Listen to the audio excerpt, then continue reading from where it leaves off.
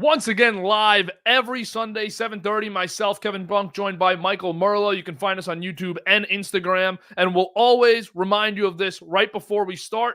There's nothing going on in football between 7:30 and 8 on a Sunday except for what we're doing here. So make sure to tune in. Make sure to check out what we're doing. You can always comment to get involved with the show as well. Mike, today we got a lot to rip through, a load of upsets in the early window. You just had that great Chiefs-Kansas City game we're going to get to. All the games we're going to get to, you can see going through the bottom banner. We'll start San Fran at Minnesota. Your top performer of the week, Sam Darnold. What'd you see here? Huge win for the Vikes. Yeah, it's a big win for the Vikings. That was a good spot for them. They played well, played them tough last season, the 49ers at home. The 49ers have had some trouble there the past few years. So really liked what you see from the Vikings. The defense really stepped up. Listen, they played a really bad Giants team last week, but the defense showed you some of those things that they did in week one here against a really tough opponent. So very impressed with the way the defense played. And then obviously Sam Darnold was amazing. That one big play to Justin Jefferson, a perfect ball as he's basically throwing from his own end zone.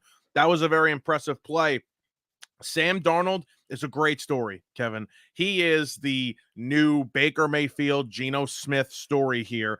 And it's absolutely amazing. It's a perfect situation. It's a very underrated place, Kevin, but I think Minnesota, and this might sound crazy, is a top 3 place at the moment for any quarterback to go play. Well, Mike, we talked a lot last year on this show about Josh Dobbs and the Vikings quarterback room at that time. Has a quarterback ever performed poorly for Kevin O'Connell? No, and then look, obviously it's one game outside of the system coming off major injury, but Kirk Cousins didn't look good, and we're going to have to see how that plays out in a different offensive system. Cousins had some really good years under O'Connell there. So with the weapons, the offensive lines, they got 2 good tackles, and just the overall offensive system, Kevin O'Connell does a great job. And listen, that might be the perfect spot for JJ McCarthy next year. Or hey, they might have a competition here in a situation where, do you get rid of Sam Darnold if he continues to play this well? You might not be able to.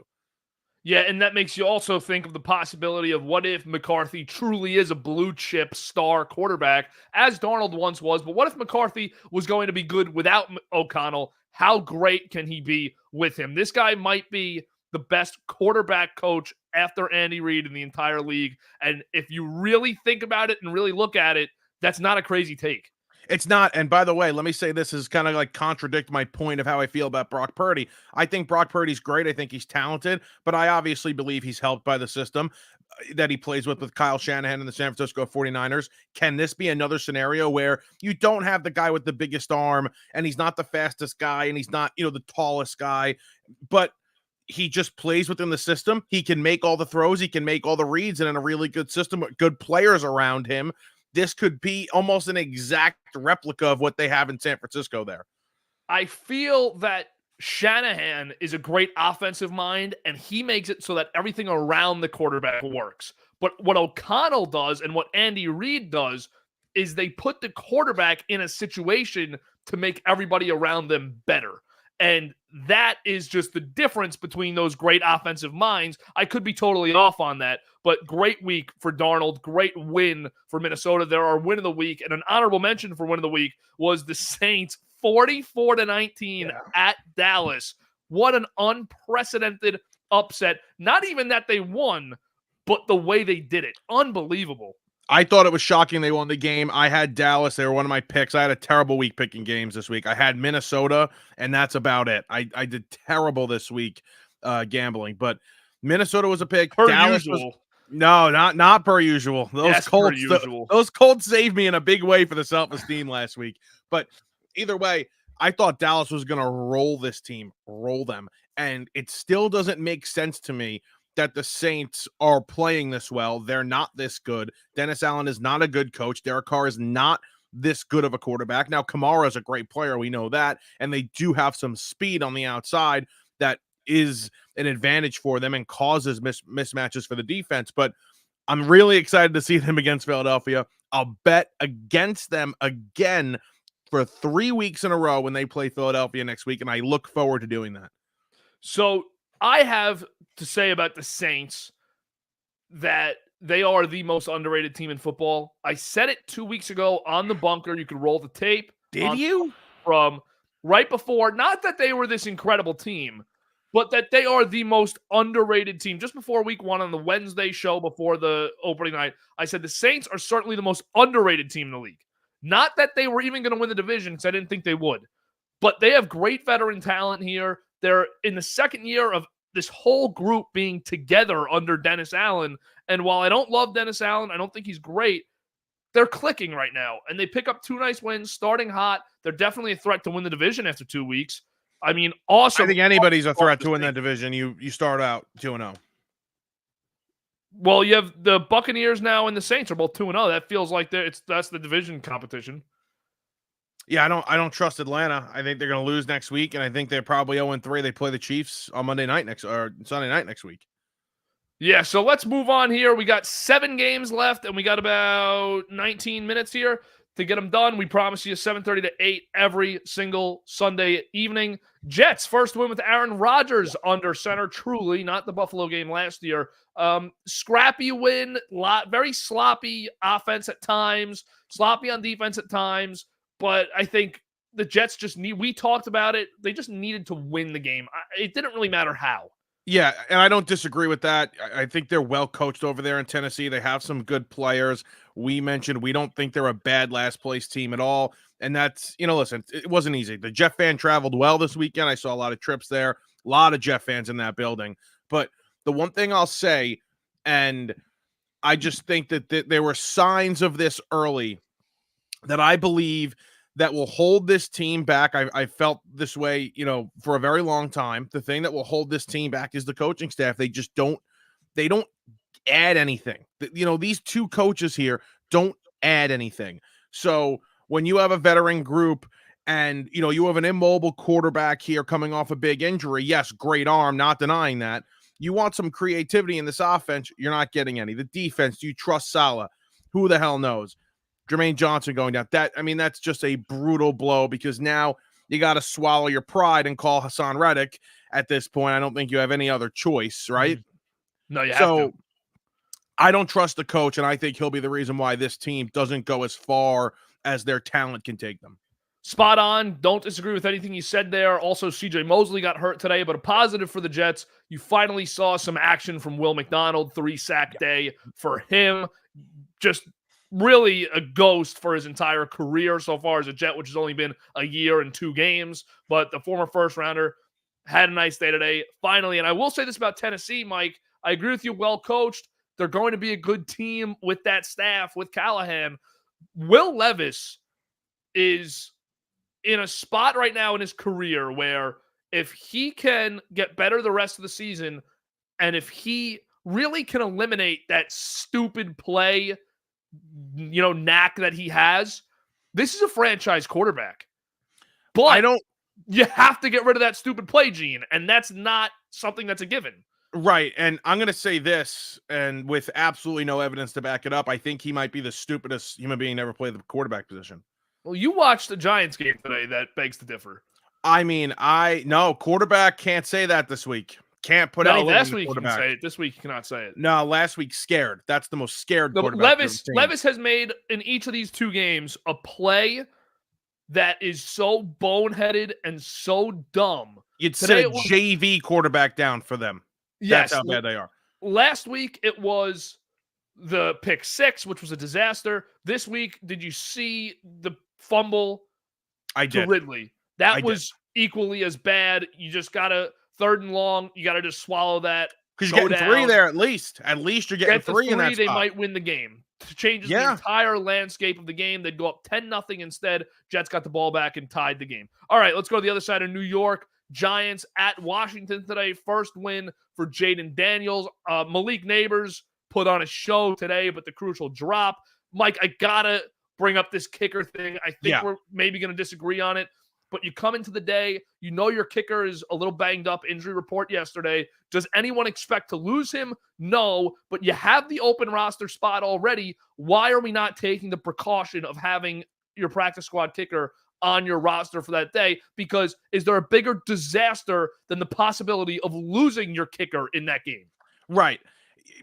Daboll's answer wasn't good enough for me, and he was all pissy when he answered it.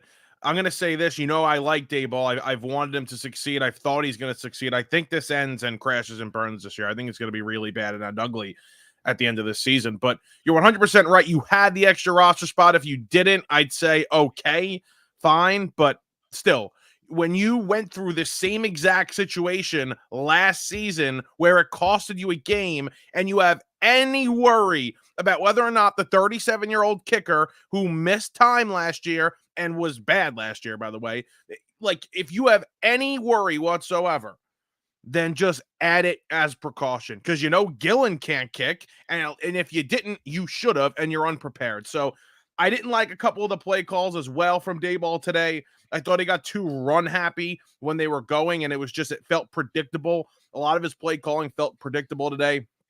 I thought Jones was okay, didn't kill you. Neighbors, you mentioned the drop. He had such a great game. He showed you all the talent and why they drafted him 6 overall and why people thought he was the best receiver in the draft, why there were some scouts that actually said he was better than Marvin Harrison. You saw all those traits today, and then you see the drop, and it leaves a bad taste in your mouth for what was an unbelievable day for him. So, correct me if I'm wrong, the Commanders scored on every drive of the day? Yeah, so the Giants did not force a punt today. And no turnovers. Yes, they're the second team ever to score 3 touchdowns in a game and not allow a touchdown and lose. Yeah, Washington, 21 points, all field goals, every drive they scored. Yep. Very concerning for a Giants defense. I know they didn't get into the end zone. I know you win that game if you have a kicker. There's a lot of ifs in that game, but very concerning for this defense now. 2 weeks in a row, I have not been impressed at all. And I know that on paper, the defense really isn't great, so that shouldn't be a shock. But for an organization that just added a $30 million a year edge player, whether Burns was worth it or not, we can go down that rabbit hole another time of contracts in the NFL. Yep. But that is wildly concerning considering the capital that has been put into this entire defense in front seven. Yeah, it's really bad. They're getting no pass rush whatsoever other than Dexter Lawrence up the middle. He can't do it on his own. Kayvon Thibodeau still lost. He had a couple of plays in the backfield today, but nothing crazy. I completely agree with you. They made some boneheaded mistakes as well in the secondary. I thought Andrew Phillips, the kid from Kentucky, he's played well. I mean, he played well today. Had a bad holding call on the 3rd and 5 where they got off the field with the sack, but just boneheaded mistakes like that, not being able to get off the field because you held somebody. It is what it is. It happens, but it cost you games. And this team is undisciplined, and they're not talented, and they have serious problems. And I don't know how this regime survives. I really just can't see it. I think it's going to get so ugly. I can't see how this regime survives it because these are 2 games you had to have. Definitely agree. This second game is one that you definitely had to have, and that's a bad look, especially in the division. I know that upsets ownership, but on the other side of things, Jaden Daniels, I thought looked good for the most part. Nothing too special, but that was fine in today's game. He completed at a high rate. He's able to run the ball. He's got to learn to slide a little bit more, but he did a good job today. Overall, so far, it looks like the best of the rookie quarterbacks. Big game for Caleb Williams tonight, though, on primetime. He's got elite speed right at that position. The pocket awareness, you'd like to see that be a little bit better, but he escapes well. He makes plays. He made a couple of 3rd and long plays where he escaped and got the first down or got really close to it. Yeah, I mean, I wasn't overly impressed, but I thought he did a good job today. All right, next game. I just have to follow up with them again this week. Jacksonville and Cleveland. Jacksonville sucks, 0-2. Cleveland still can't really move the ball well today. They come away with a win. And I'm not trying to say Jacksonville sucks because I do think Cleveland's good, so I'm not trying to knock Cleveland. But 18-13, you scored 13 points at home. I don't care how good their defense is, man. Jacksonville, buried, out on them completely. Yeah, it was a disgusting game. Was it raining there? It looked gross in Jacksonville today. Trevor Bank Stadium, not Everbank Stadium. Trevor Bank Stadium for him today to not complete 50% of his passes and get sacked 4 times and have a pass rating of 71.5. So good job by Trevor Bank there. But yeah, it was a gross game, absolutely disgusting game. And, for both teams here, it kind of felt like, the step children, right? Playing a football game. Two teams that, there's talent there and you see it, but they can't figure out a way to put it all together and do what they're supposed to do. So the Browns defense, we know how good they are, but you're not impressed. It was gross. And yeah, Lawrence again leaves you, with a bad taste in your mouth. And bad look for Doug Peterson as well, dropping the first 2 games here, both winnable against wild card contenders in the AFC. Green Bay at Indianapolis. Maybe out of all the games today, man, this might have surprised me the most. I just didn't think it was going to go well with Malik Willis in the first game. They had him out there. And Matt LaFleur, masterclass, great job getting this win against an Indianapolis team that, Mike, I just want to bring up about Anthony Richardson. Remember last year with Gardner Minshew? They had the nice year, and I had said to you once on this show, I don't know if you remember this, I said, imagine if they had Richardson, implying that I thought Richardson was better than Minshew. And you said, now it might not have gone the same way because you would have had those rookie mistakes. And then you doubled down on it and said next year they might be worse because you will see those rookie mistakes. Richardson, not that he made bad rookie mistakes today, but the fact that he's not moving the ball makes him feel like a rookie a little bit in these settings the last 2 weeks. Well, thank you for making me look smart there because I forgot I said that. So we'll go with that take and we'll erase the fact that I thought they'd win the division. So that sounds good to me. Yeah, Kevin, when you've gambled the amount I have, okay, and this is not a like, oh, you're so cool. No, this is bad. You see certain games, right, where you have the backup quarterback playing and, it's a team on the other side, but, the spread's kind of low and you're like, oh, why is that spread so low? That's a little weird. You feel like the Colts should be a little bit, more of a favorite here.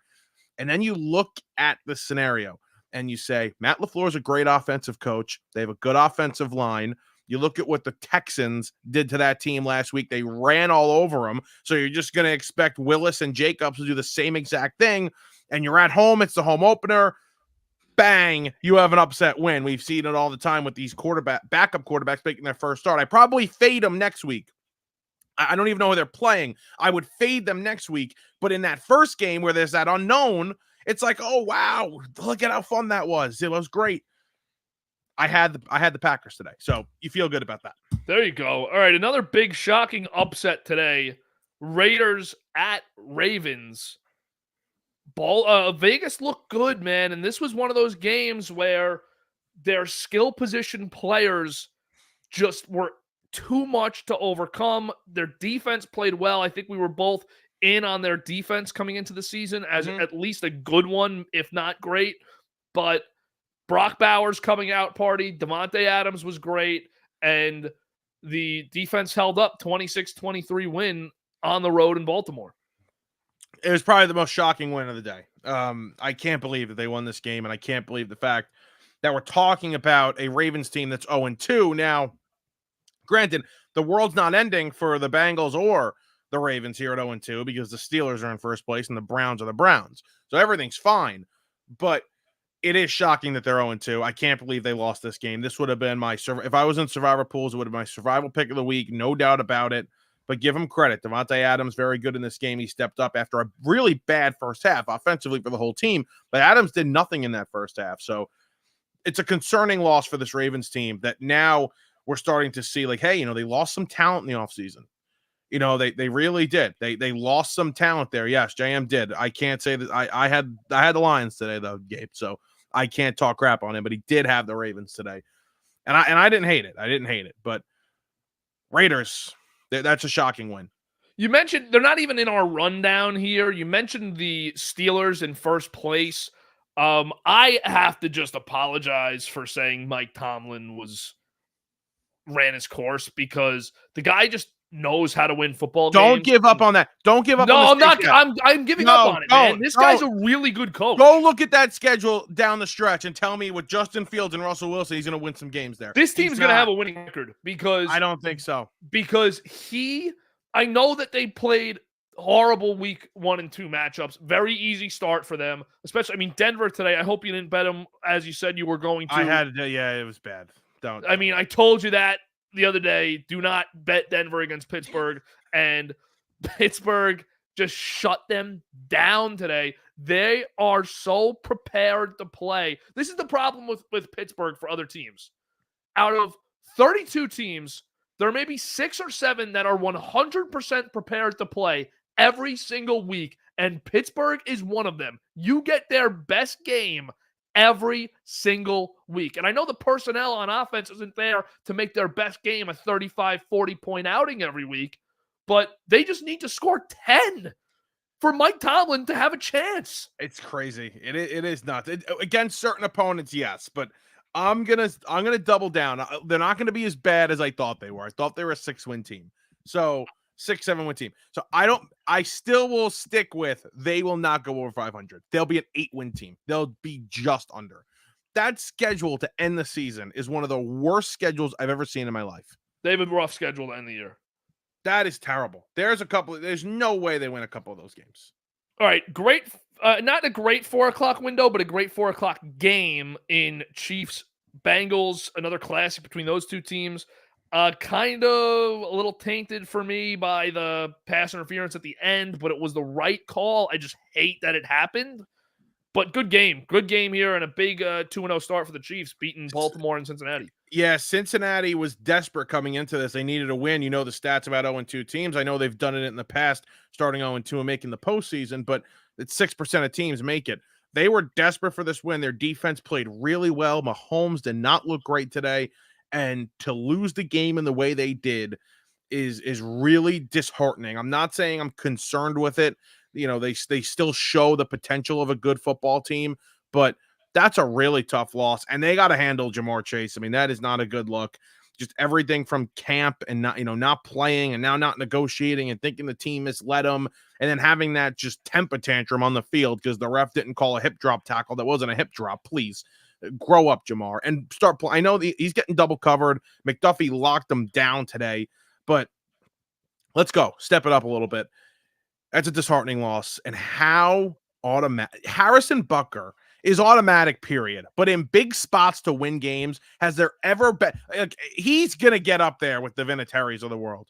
In terms of big spots, Gostkowski hitting these big field goals in big spots to win games. Lawrence Tynes, that's a joke, but you know what I mean. I agree with you. I think Butker is the kicker of this generation following Vinatieri, Gostkowski, but Tucker obviously gets the praise for being the best. However, when you're on a team like Kansas City, like New England had, and you're kicking big spots every week, every year, it just makes you rise above the guys that are maybe literally better than you, like Tucker. Butker doesn't even sneak a clutch kick through the upright. No, it is. The second it leaves his foot, the game's over. That thing's good from 60 today. That was crazy. Unreal. And I guess, he's just kicked so many clutch field goals in his life that this probably feels like nothing to him at this point.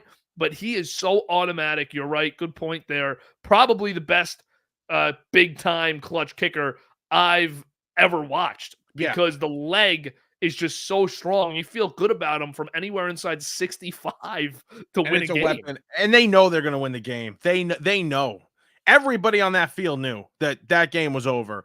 Second that penalty was committed. And you're right. It was a penalty. It sucks. It's 4th and 16. It's a penalty. Can I say this about the Bengals too, man? It's like I've never seen it. They've had success. I get that. They've had success against Kansas City. One of the only teams to really have it. But can they stop talking crap, please, about players on that team? It's like enough's enough. They're going for a three-peat. He's one of the best players to ever live. Kelsey's one of the greatest tight ends to ever live. Enough. Andy Reid's one of the 3 best coaches to ever live. Stop adding more motivation for a team that already has so much of it. Like, enough.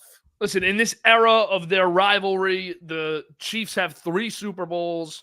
The Bengals, let's be honest, they beat them in the regular season, but they picked them off once when it meant something, and that was in that AFC Championship game where Cincinnati went to the Super Bowl. You didn't even win the Super Bowl after.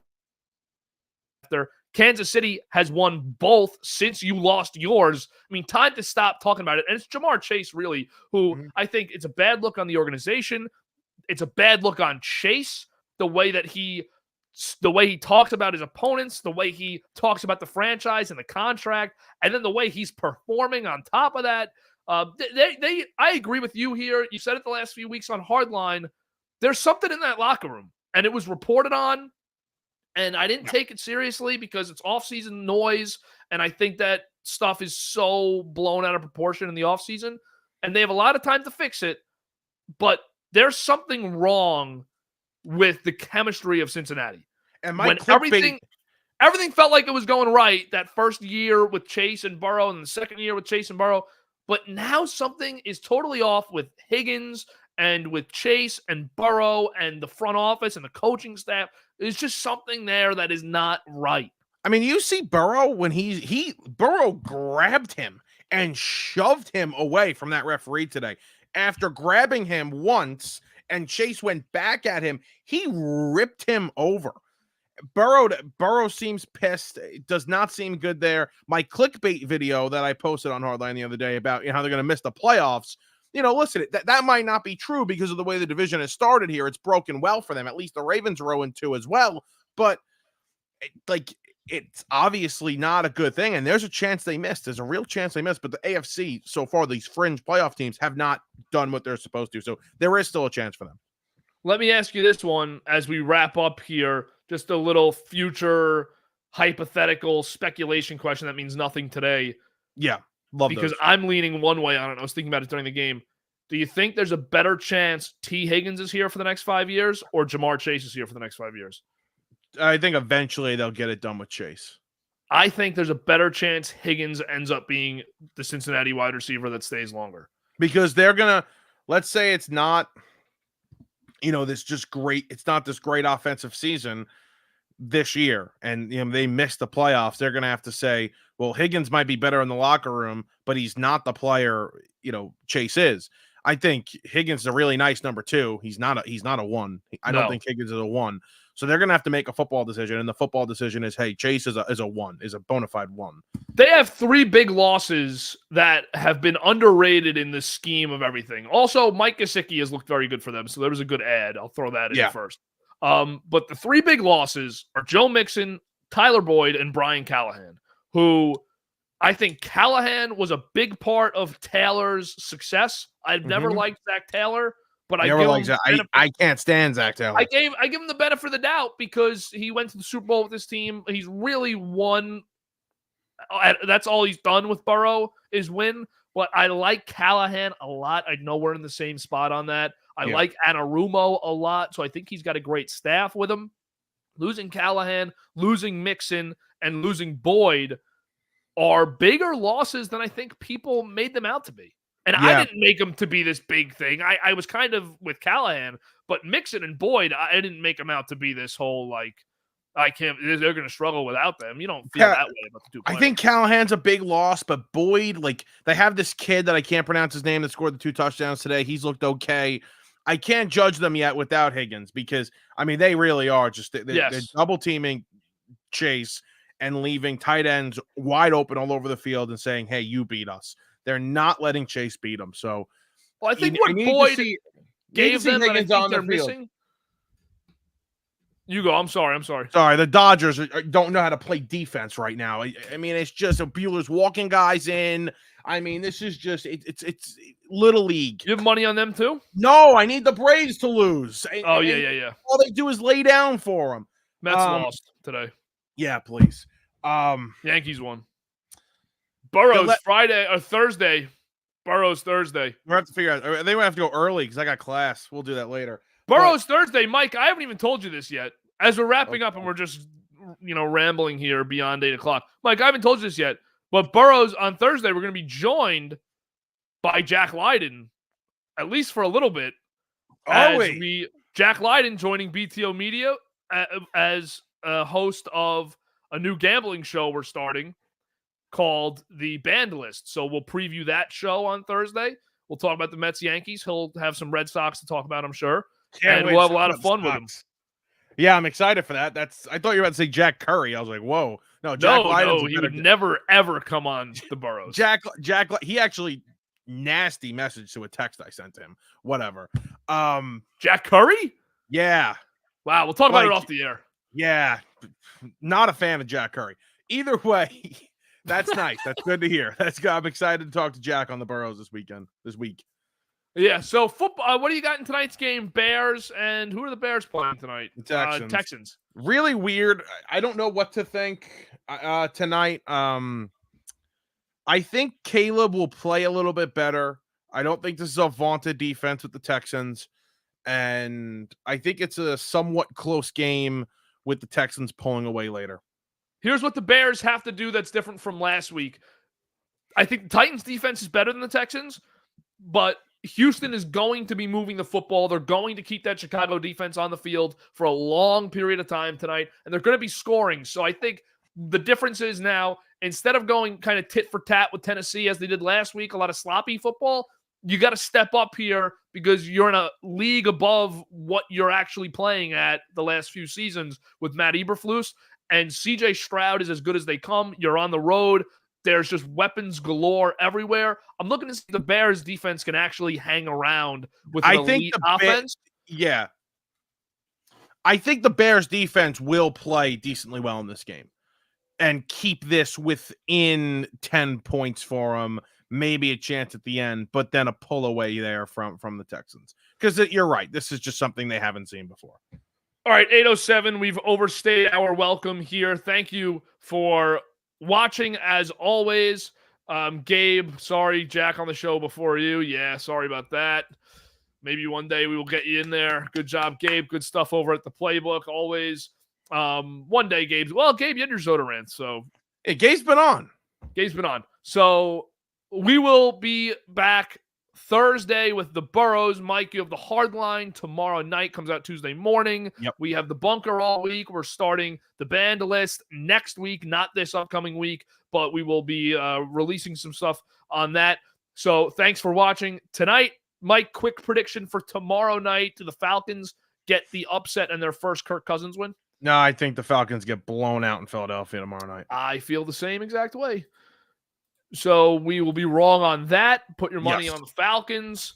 Good win for Kirk Cousins tomorrow. Good episode of the Sunday Recap. Every Sunday, 7:30. Thanks for tuning in. We appreciate it. And we will see you, the two of us, on Thursday and the rest of the week with everyone else.